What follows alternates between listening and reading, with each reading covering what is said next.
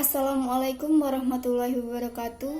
Yang saya hormati Bapak Amiruddin SPDI MPDI selaku dosen pengampu mata kuliah Filsafat Umum. Di sini saya akan menjelaskan materi tentang pertarungan aliran filsafat, aliran rasionalisme, dan empirisme. Rasionalisme abad ke-17 merupakan cara dimulainya pemikiran-pemikiran kefilsafatan.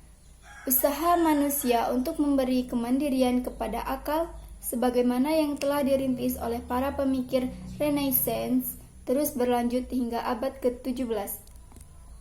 Kepercayaan yang besar terhadap kemampuan akal bahkan meyakini bahwa akal mampu menjelaskan segala macam persoalan, memahami dan menyelesaikan permasalahan. Keyakinan yang berlebihan terhadap kemampuan akal telah berimplikasi sehingga pada masa tersebut selalu mengedepankan cara pikir dengan mempergunakan akalnya. Dengan kekuasaan akal tersebut, orang berharap akan lahir suatu dunia baru yang lebih sempurna, dipimpin dan dikendalikan oleh akal sehat manusia. Kepercayaan terhadap akal ini sangat jelas terlihat dalam bidang filsafat, yaitu dalam bentuk suatu keinginan untuk menyusun secara a priori suatu sistem keputusan akal yang luas dan tinggi. Cara berpikir yang sangat mendewakan kemampuan akal inilah dikenal dengan filsafat sebagai aliran rasionalisme. Empirisme. Empirisme berasal dari kata Yunani empirikos, artinya pengalaman. Aliran ini lahir dari Aristoteles yang mendapat pengaruh dari Plato yang menganut paham rasionalisme. Menurut Aristoteles, ilmu yang didapatkan merupakan hasil kegiatan manusia melalui banyak kenyataan serta perubahannya. Proses kebenaran tersebut dicerna secara bertahap melalui penilaian-penilaian hingga memperoleh kebenaran yang bersifat universal. Tokoh-tokoh yang menganut paham rasionalisme. Yang pertama Plato, yang kedua René Descartes, yang ketiga Baruch Spinoza, yang keempat Gottfried Wilhelm Leibniz. Tokoh-tokoh yang menganut paham empiris.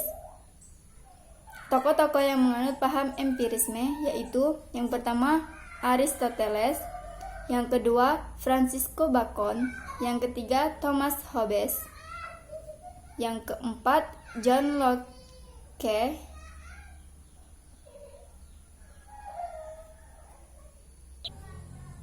yang kelima George Berkeley, yang keenam David Hume. Pertarungan antara rasionalisme dan empirisme. Kaum penganut rasionalisme berpendapat bahwa sumber pengetahuan bertumpu hanya pada akal budi atau rasio, sedangkan kaum empirisme mengakui pengalaman indrawi sebagai sumber pengetahuan. Pertama, perbedaan pandangan terletak pada sumber pengetahuan. Para penganut rasionalisme menjadikan pikiran sebagai unsur pokok pengetahuan dan mengabaikan unsur pengalaman serta keaksian, demikian juga sebaliknya. Yang kedua, pertentangan atau perbedaan pendapat antara penganut rasionalisme dengan penganut empirisme terletak pada unsur-unsur terbentuknya epistemologi pengetahuan. Ketiga, berdasarkan rangka kerja dalam penyusunan pengetahuan, empirisme menggunakan metode induktif sementara rasionalisme menekankan pada metode deduktif. Metode induktif merupakan cara berpikir dari hal-hal yang bersifat khusus ke hal-hal yang bersifat umum, berdasarkan pengalaman-pengalaman maupun pengamatan-pengamatan. Sebaliknya, metode deduktif merupakan cara berpikir dari hal-hal yang bersifat umum ke hal-hal yang bersifat khusus. Premis-premis yang dipakai dalam membuat rumusan keilmuan harus jelas dan dapat diterima. Yang keempat, sumber ide-ide sebagai pengusung terbentuknya ilmu. Pada paham rasionalisme, ide-ide penyusun pengetahuan bukan ciptaan manusia. Prinsip tersebut telah ada sebelum manusia memikirkannya. Sebaliknya, Aliran empirisme bertumpu pada pendapat maupun penilaian dari seluruh ide yang muncul berdasarkan pengalaman. Tidak ada proporsi tentang suatu benda dalam kenyataan yang dapat diketahui sebagai kebenaran yang independen dari pengalaman.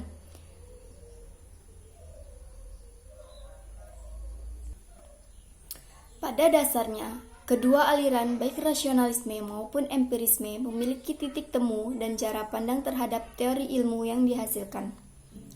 Teori merupakan suatu gabungan abstraksi intelektual melalui pendekatan secara rasional dengan pengalaman empiris. Artinya, teori ilmu merupakan suatu penjelasan rasional yang berkesesuaian dengan objek yang dijelaskan. Penjelasan dapat lebih diterima oleh akal maupun pikiran, sebaiknya tetap didukung serta dibuktikan oleh fakta empiris agar dapat memperoleh kebenaran bersifat signifikan. Gabungan dari pendekatan rasional dengan pendekatan empiris inilah yang berkembang hingga era zaman ini, yang disebut sebagai metode ilmiah. Konsistensi dan secara rasional, pengetahuan yang membentuk ilmu secara konsisten dan kumulatif. Secara empiris, ilmu memisahkan antara pengetahuan yang sesuai dengan fakta dan bukan fakta. Secara sederhana, maka hal ini berarti bahwa semua teori ilmiah harus memenuhi dua syarat utama, yaitu harus konsisten dengan teori-teori sebelumnya, sehingga memungkinkan tidak terjadinya kontradiksi dengan teori keilmuan secara keseluruhan. Harus cocok dengan fakta-fakta empiris, sebab konsistensi yang tidak didukung oleh pengujian empiris tidak dapat diterima kebenarannya secara ilmiah. Dengan demikian, gabungan kedua metode berpikir ini eksistensinya masih dipertahankan hingga saat ini dalam penyusunan ilmu yang dikenal dengan metode ilmiah dan pengetahuan ilmiah. Mungkin hanya itu yang dapat saya sampaikan. Lebih dan kurangnya saya mohon maaf. Saya akhiri, wabillahi taufik wal hidayah. Wassalamualaikum warahmatullahi wabarakatuh.